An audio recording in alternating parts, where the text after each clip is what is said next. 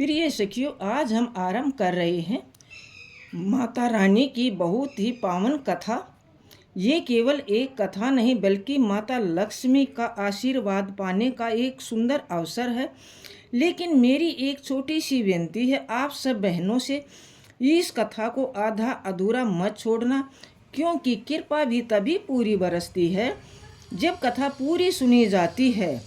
और अगर मन को भा जाए तो इसे अपनी हर सहेली और बहन तक जरूर पहुंचाना, क्योंकि माता लक्ष्मी का आशीर्वाद सबको मिल सके। तो चलो सखियों, प्रेम और श्रद्धा के साथ कथा आरंभ करते हैं। ये एक कथा नहीं, एक आध्यात्मिक यात्रा है।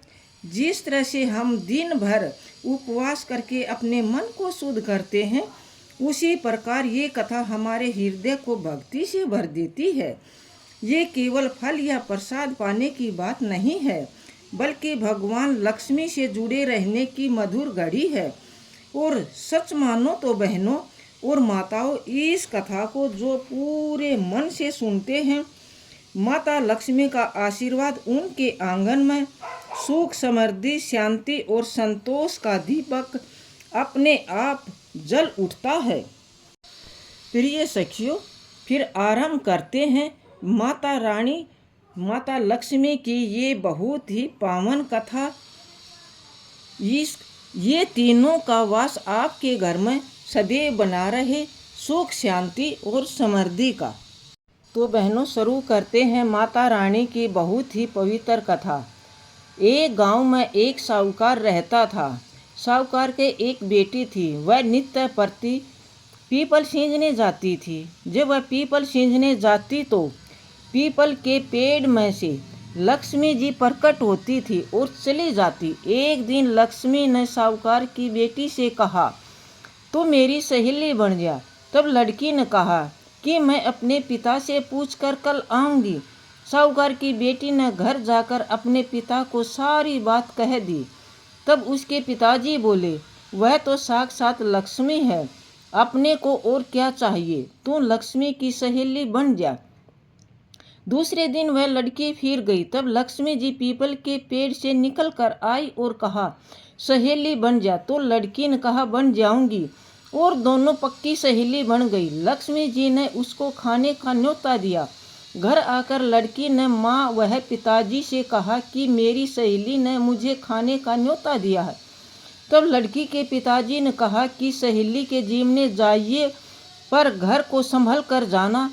तब वह लक्ष्मी जी के यहाँ जीवने गई तो लक्ष्मी जी ने उसे शाल ओढ़ने के लिए दिए, रुपये दिए, सोने की चौकी, सोने की थाली में 36 प्रकार का व्यंजन जीवने के लिए दिया।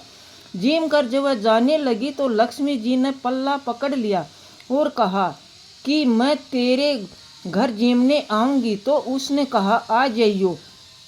वह घर जाकर चुपचाप बैठ गई। तब लड़की के पिताजी ने पूछा कि बेटी सहेली के यहाँ जीम कर आ गई और तू उदास क्यों बैठी है?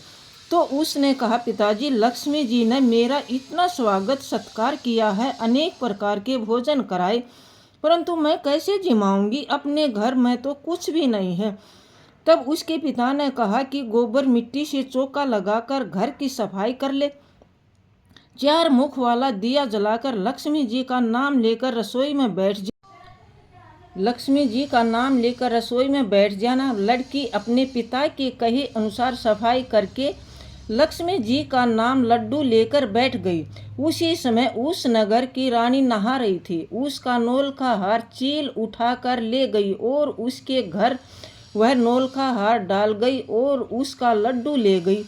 बाद में वह हार को तोड़कर बाजार में गई और सामान लेने लगी तो सुनार ने पूछा कि क्या चाहिए? तब उसने कहा कि सोने की चौकी, सोने का थाल, शाल, दुशाला दे दे, मोहर दे और सामग्री दे, 36 प्रकार का भोजन हो जाए, इतना सामान दे। सारी चीजें लेकर बहुत तैयारी करी और रसोई बनाई। तब गणेश जी से कहा कि लक्ष्मी जी को बुलाओ। आगे गणेश जी और पीछे पीछे लक्ष्मी आई।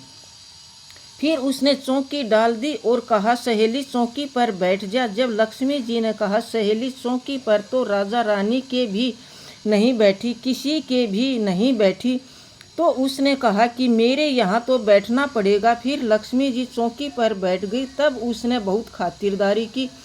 जैसे लक्ष्मी ने करी थी वैसे ही उसने करी। लक्ष्मी जी उस पर बहुत खुश हो गई। घर में खूब रुपया एवं लक्ष्मी हो गई। साहूकार की बेटी ने कहा, मैं अभी आ रही हूँ, तुम यहीं बैठे रहना। और वह चली गई।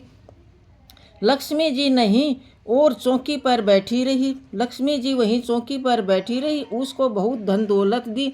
हे लक्ष्मी जी, जैसे तुमने साहूकार की बेटी को दिया वैसे सबको देना। कहते सुनते हुकारे भरते अपने सारे परिवार को धन के भंडार भरना।